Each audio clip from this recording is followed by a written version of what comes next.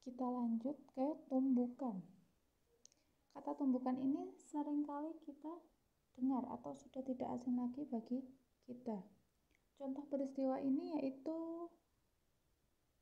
peristiwa kecelakaan yang sering terjadi di jalan raya. Kecelakaan itu kadang-kadang disebabkan oleh tabrakan atau tumbukan, entah antara sepeda motor dengan sepeda motor, mobil dengan mobil, maupun sepeda motor dengan mobil.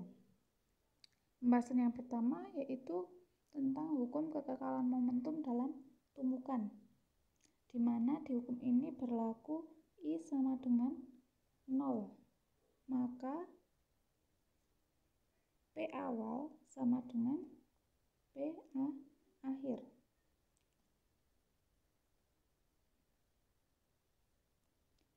Misalkan ada dua buah benda.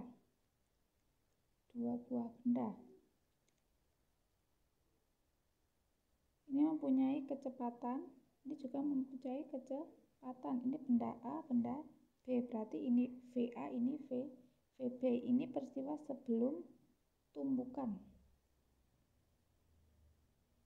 Kemudian ini adalah peristiwa ketika tumbukan. Ketika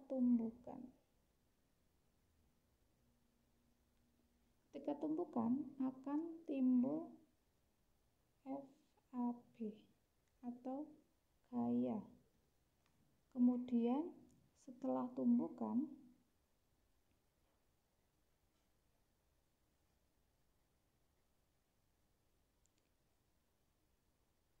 ada V aksen A dan V aksen B.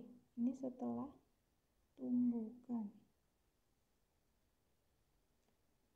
Sebelum, setelah, saat, setelah. Di sini akan ada momentum sebelum tumbukan dan setelah tumbukan. Momentum sebelum tumbukan berarti P sama dengan MA kali VA plus MB kali VB. Kemudian momentum setelah tumbukan akan berlaku. Momentum setelah tumbukan akan berlaku P aksen sama dengan MA kali V aksen A plus MB kali V aksen B, di mana massa di sini tetap.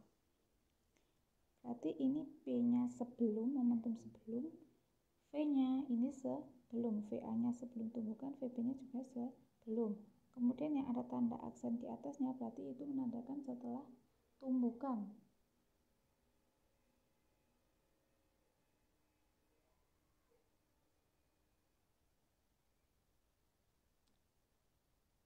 Untuk momentum sebelum dan sesudah tumbukan sendiri, dia adalah sama atau konstan. Jadi hukum ini menyatakan bahwa jika tidak ada gaya luar yang bekerja pada suatu sistem, maka jumlah momentum sistem tersebut adalah konstan atau tetap, sehingga persamaannya yaitu MA kali VA plus MB kali VB sama dengan MA kali V aksen A plus MB kali V aksen B. Ini persamaannya.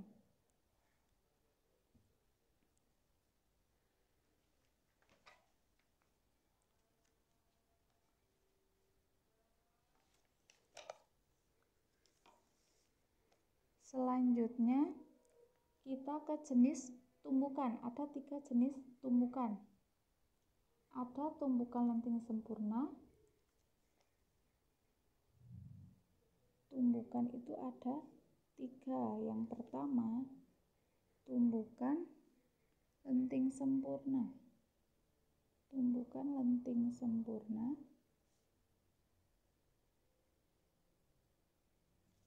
Kemudian yang kedua, tumbukan tidak lenting sama sekali. Tidak lenting sama sekali.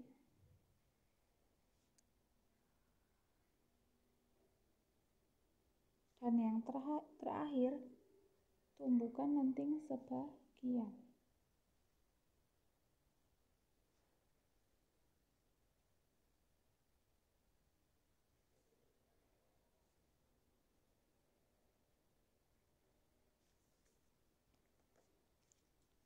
Tumbukan dikatakan lenting sempurna jika momentum dan energi kinetik kedua benda sebelum tumbukan sama dengan momentum dan energi kinetik setelah tumbukan.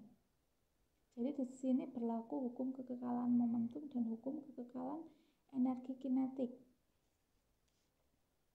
Misalkan di sini bisa kalian lihat di gambar ini. Ini benda 1, benda 2. Sebelum tumbukan, ini saat terjadi tumbukan, ini setelah terjadi tumbukan. Nanti di sini akan berlaku hukum kekekalan momentum, yaitu M1 kali V1 plus V1 aksen kali V1 min V1 V aksen 1 sama dengan M2 kali V aksen 2 plus V2 kali V aksen 2 min V2. Itu persamaannya. Kemudian untuk perbandingan antara nilai selisih kecepatan kedua benda sebelum dan sesudah tumbukan itu disebut koefisien restitusi yang dilambangkan dengan E, di mana nilai E bisa kita cari dengan rumus min V aksen 1 min V aksen 2 per V1 min V2. Untuk tumbukan lenting sempurna ini nilai E akan bernilai 1.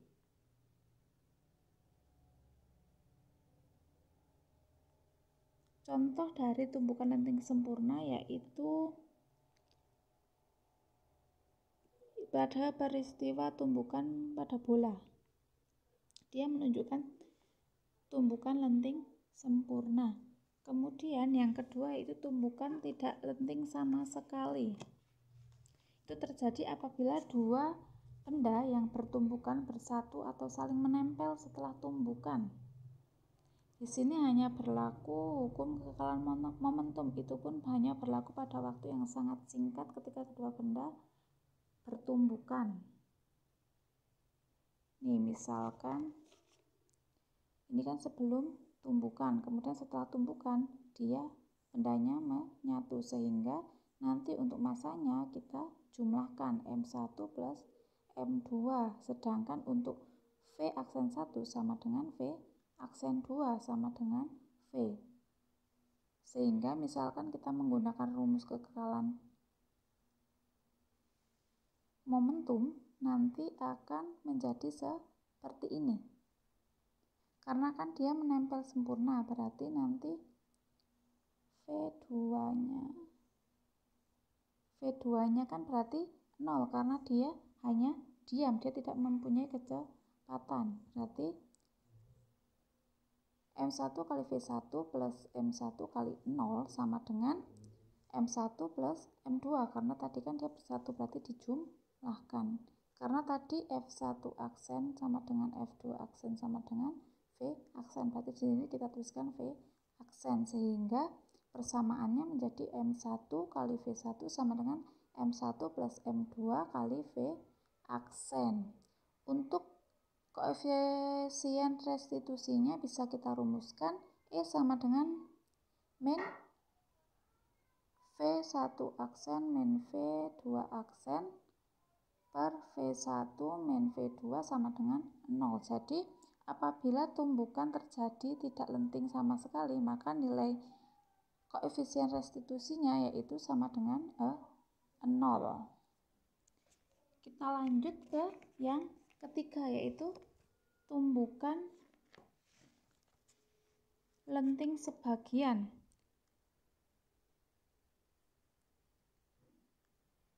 Di sini berlaku